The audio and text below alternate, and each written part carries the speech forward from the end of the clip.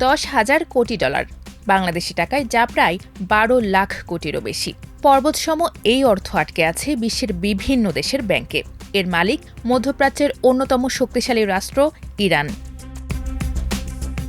চীন থেকে শুরু করে ইরাক, কাতার কিংবা দক্ষিণ কোরিয়া সবখানেই ছড়িয়ে আছে ইরানের এই জমানো অর্থ। কিন্তু কেন এই দেশগুলো ইরানের টাকা আটকে রেখেছে? আর কেনই বা ডোনাল্ড ট্রাম্পের সঙ্গে এই অর্থ নিয়ে তেহরানের দর কষাকষি চলছে? ইরানের বিপুল পরিমাণ অর্থের সবচেয়ে বড় অংশ আছে চীনের কাছে। ওয়াল স্ট্রিট জার্নালের তথ্য অনুযায়ী চীনের কাছে ইরানের অন্তত 2 থেকে 5,000 কোটি ডলার আছে। যুক্তরাষ্ট্রের নিষেধাজ্ঞা সত্ত্বেও ইরানের সবচেয়ে বড় জ্বালানি ক্রেতা চীন। আর এই অর্থ বছরের পর বছর ধরে তেল বিক্রির মাধ্যমে জমা হয়েছে। শুধু চীনই নয়, বিশ্বের আরও অনেক দেশে জ্বালানি তেল রপ্তানি করে ইরান। ডলার ভিত্তিক আর্থিক ব্যবস্থার মাধ্যমে জ্বালানি তেলের লেনদেন হয়। কিন্তু মার্কিন নিষেধাজ্ঞার কারণে ইরান তেল রপ্তানির অনেক অর্থ হাতে পায়নি। এর মধ্যে কিছু তহবিল চীনা পণ্য ও যন্ত্রপাতি কেনায় ব্যবহার হয়েছে।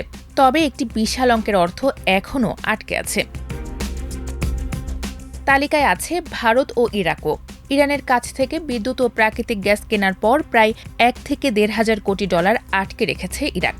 অন্যদিকে 2018 সালের আগে তেল কেনার শত শত কোটি ডলার আটকে আছে ভারতের ব্যাংকেও।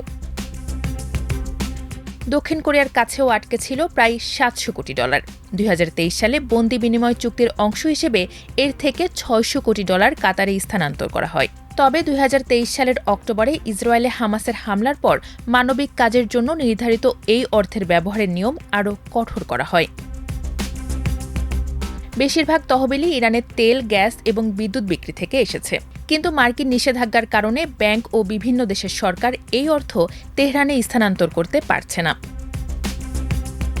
কিছু তহবিল কেবল খাদ্য ও ঔষধের মতো মানবিক পণ্য কেনার জন্য ব্যবহার করা যেতে পারে। বেশ কয়েকটি ব্যাংক হিসাবে মার্কিন ডলারের পরিবর্তে স্থানীয় মুদ্রায় এই অর্থ রাখা হয়েছে। বছরের পর বছর ধরে চলা নিষেধাজ্ঞা এবং মূল্যস্ফীতিতে বিপর্যস্ত ইরানের অর্থনীতি।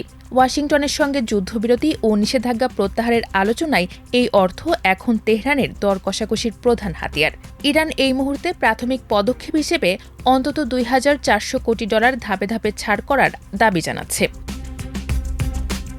তবে শেষ পর্যন্ত এই বিশাল অর্থ উদ্ধার করতে পারলে তা হবে ইরানের অর্থনীতির জন্য সবচেয়ে বড় স্বস্তির খবর।